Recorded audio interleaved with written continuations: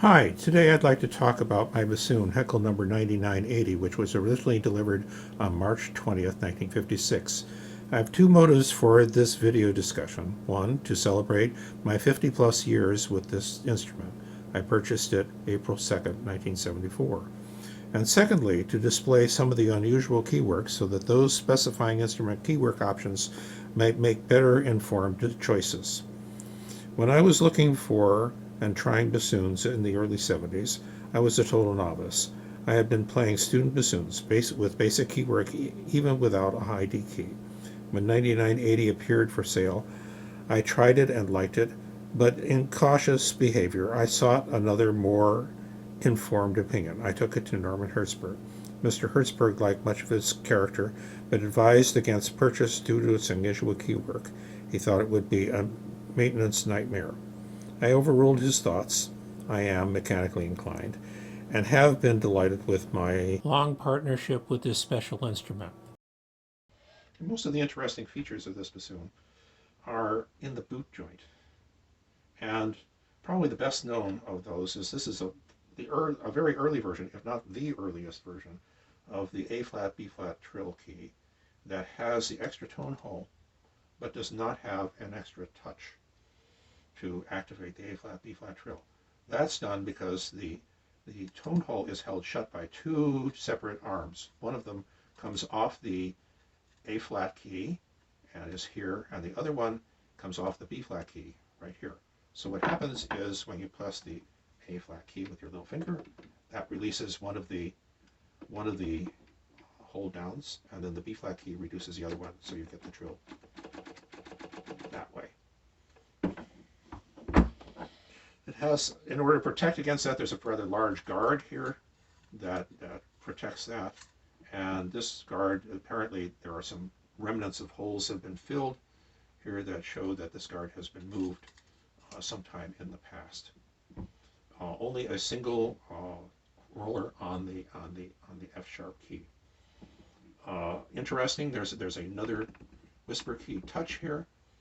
This is not original to the instrument. It was added sometime later. Well, it wasn't added, it was modified. There was originally a touch and lock to the whisper key here. The lock has been removed and a more standard lock has been added. I know that that's the case because in the instrument case there was space for additional mechanism here. Okay, so on the side here, there's the E to F lever linkage, so that when you press the E key, the pancake key, it also closes the F key over here. So this is this linkage is always there. Apparently there are some modern versions of this where it can be changed. On the front side, there is a roller on the G key to the B flat, alternate B flat. That's handy.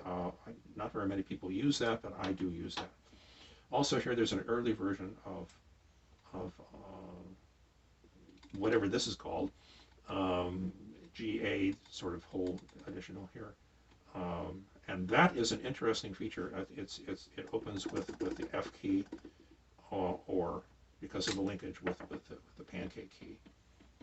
And that interestingly produces a nice C sharp. It's a little bit nasal, but it's very much in tune by pressing the F key or the E and F or the E key. You get a C sharp, and you can get a really nice B to C sharp trill by placing your fingers over the hole and over the pad, and then trilling that way. One thing, this is an additional lever for the alternate E flat. There's a lever on the left hand on the wing joint as well, but this one I'll show it to you later. Is also there, and the alternate C sharp is here. This is not a great location for it, but that is where they happen to put it. The problem with that is when you place your hands here, the key is directly underneath your index finger, and it takes a while to learn not to push that key.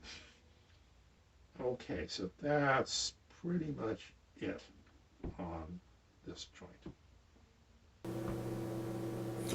I'm showing this portion of the boot joint for two reasons. One is the extra thick cork between the body of the boot joint and the U-tube here. This helps with the intonation on F sharp. It lowers the pitch for both F sharps. The other is to show that the A hole here has been enlarged somewhat for intonation purposes. Before I start assembling joints, I'd like to comment a little bit about the cork on the wing joint here. When I got this instrument, it had cork on all the joints, and eventually the cork started to rot away on the long joint. That was replaced by spring, but I kept the cork here on the wing joint until I had the keys replated. That was done very nicely by Keith Bowen. However, he did change this cork to string thread, and that caused problems. I play in two different climate zones. One is here on the coast in San Diego County, and the other is kind of in the high desert in Riverside County. There's quite a difference in the humidity and the altitude in those two locations. And I'll play then on the same day, I'll play in each location. And that caused real problems. What happened was sometimes the joint would be so loose that basically the instrument would be falling apart. And later on that same day, it would be so tight that I couldn't get the joints apart. In fact, it got so bad that this liner on the boot joint came out twice and had to be replaced, had to be glued back in. And basically that was not something that I enjoyed very much. And so I replaced the string with cork. Okay, we're now moving up from the boot joint onto the wing and long joint additions. And we do see here the linkage that we talked about before of the E flat, alternate E flat key. So that's here, with the also with the touch over here on the left hand. Of course, there's a high E key. This is kind of an early version of the high key. I'll take that key off and show it to you later. This is an interesting version of a French whisper key where the key is inboard. Usually that you find them out over here. But no, this one is there's the E flat key and this is right and that key, but no, it's there. This is a low A. This instrument has a low A belt, and so there's the low A. Otherwise, things are pretty standard on here. When we go over here, there is a hole here for a balance hanger that I never use, but nonetheless a hole for balance hanger. And here is also another touch for the low A. This is the one that I use most often. I find the little finger one really difficult to reach for my hands. So that's where that is. There's A flat, B flat, not A flat, B flat, but C sharp, D sharp trill mechanism here that I'll show you. Show you a little bit closer. This one, where pressing this opens the A flat key unless you close the low C key, at which point you can't see it. Okay, anyway, we'll slide this down and we can see that here we're opening the D sharp key and pressing this key here closes this key here and opens that one there. There's an alternate here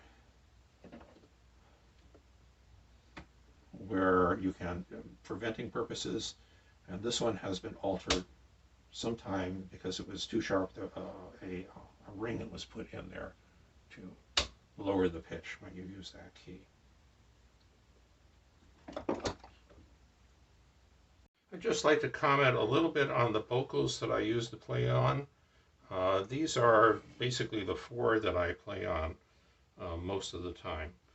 The two here are brass in the standard C bore. They are, this one is plated and this one is unplated. I like them very much.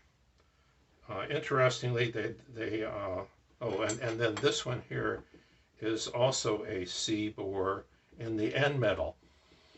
And that's soft brass, and I like it very much. Unfortunately, you can't get those anymore. Heckel has decided that The C and CC bores are the same, and you can, if you want the end metal, you have to get a CC bore. Unfortunately, I've never played a CC bore Bocal that I liked. Similarly, if you try to get a C bore, you can get it in the G metal, the brass, or you can get it in the Z metal, which is hard, the hard nickel. And I've never liked that. I've never liked a Bocal in the Z metal either. So those are basically the Bocals that I play standard stuff on. This Bocal here is a BD, a high note Bocal in the end metal. And I like it very much for high notes. I did have some difficulty with it at the very beginning when I first got it, because it's D, and so it's thin walled. And I had problems with my reeds. They would just, because the walls were thinner, the thickness here at the Bocal end was much less, and the reeds would go on significantly farther than they did with the not D metal, with the thicker metal. And that screwed up the intonation on the Bocal significantly. And what I did in order to accommodate that was, at first I put some cellophane tape on the end of it just to try it, and that improved the intonation really significantly. So my reeds didn't go on as far, and so things were much better. Unfortunately, cellophane tape wears away fairly quickly, and so what I've done here is I've put a layer of super glue, CA glue, on here, and sanded it and rounded it so that it's nice on here, and that works very well. And so this Bocal I can play high notes on, and while it's not as nice as the C bore and the lower notes, it plays adequately, and you can get by on a lot of things with it that way. So just a few notes on that. This instrument has two bells, the standard low B flat bell with an ivory ring, and the low A bell with a metal ring. You can see that there's the additional part here that allows you to have the normal B flat and then the low A. I'll try to show this in a nice way when it connects in here. It's a little bit tricky to engage, but it's that way, and then you can activate the low A by pressing this. I can't get it all in, but pressing that lever or pressing this lever down here. Again, I had two purposes in making this video. One, to celebrate 50 plus years of making music with this delightful instrument, and two, to share some of the unusual keywork features in hopes that others will similarly share the unusual features of their instruments.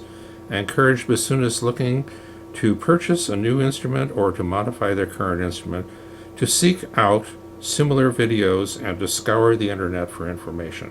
One source to look at is heckeldex.org, where one can find information on over 500 Heckel bassoons, including pictures of many of them.